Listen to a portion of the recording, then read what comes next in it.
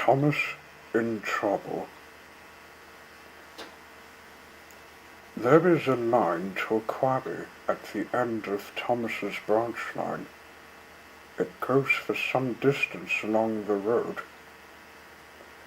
Thomas was always very careful here, in case anyone was coming. Peep, peep, peep, he whistled. Then the people got out of the way, and he puffed slowly along with his trucks rumbling behind him. Early one morning there was no one on the road, but a large policeman was sitting on the grass close to the line. He was shaking a stone from his boot. Thomas liked policemen. He had been a great friend of the constable who used to live in the village, but he had just retired. Thomas expected that the new constable would be friendly too. Peep, peep, he whistled. Good morning.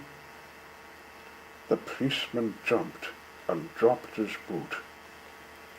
He scrambled up and hopped around on one leg till he was facing Thomas.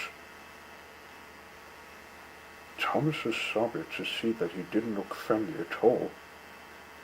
He was red in the face and very cross. The policeman wobbled about, trying to keep his balance. Disgraceful, he spluttered. I didn't sleep a wink last night. It was so quiet, and now engines come whistling suddenly behind me. My first day in the country, too. He picked up his boot and hopped over to Thomas. I'm sorry, sir, said Thomas. I only said good morning. The policeman grunted, and leaning against Thomas's buffer, he put on his boot. He drew himself up and pointed to Thomas. Where's your car catcher? He asked accusingly. But I don't catch cars, sir.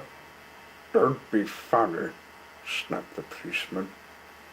He looked at Thomas's wheels. No side plates either, and he wrote in his notebook, engines going on public roads must have their wheels covered and a car catcher in front. You haven't, so you are dangerous to the public.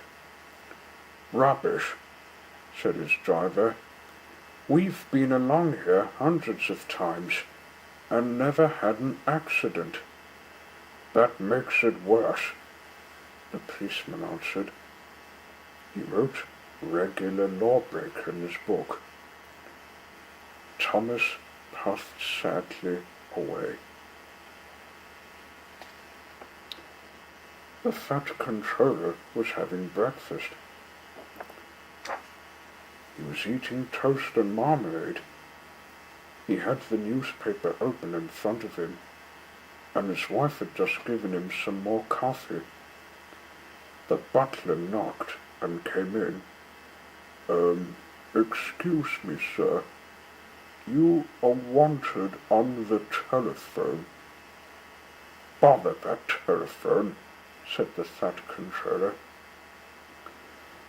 I'm sorry, my dear, he said a few minutes later. Thomas is in trouble with the police, and I must go at once. He gulped down his coffee and hurried from the room.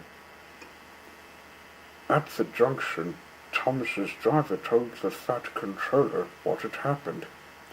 Dangerous to the public indeed. We'll see about that. And he climbed grimly into Annie the coach.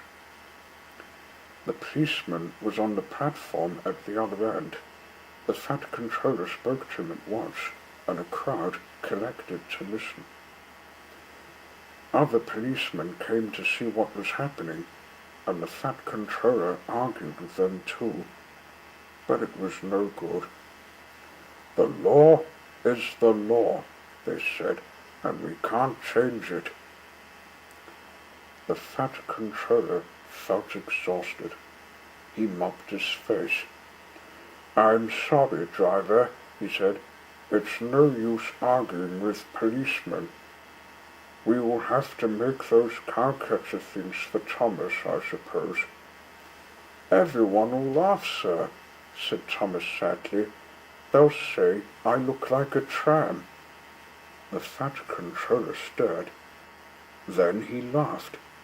"Well done, Thomas. Why didn't I think of it before? We want a tram engine." When I was on holiday, I met a nice little engine called Toby. He hasn't enough work to do and needs a change. I'll write to his control at once. A few days later, Toby arrived. "That's a good engine," said the fat controller. "I see you've brought Henrietta." "You don't mind, do you, sir?" asked Toby anxiously. "The station master wanted to use her as a hen house, and that would never do." "No, indeed," said the fat controller gravely. "We couldn't allow that." Toby made the trucks behave even better than Thomas did. At first, Thomas was jealous, but he was so pleased when Toby rang his bell and made the policeman jump that they have been firm friends ever since.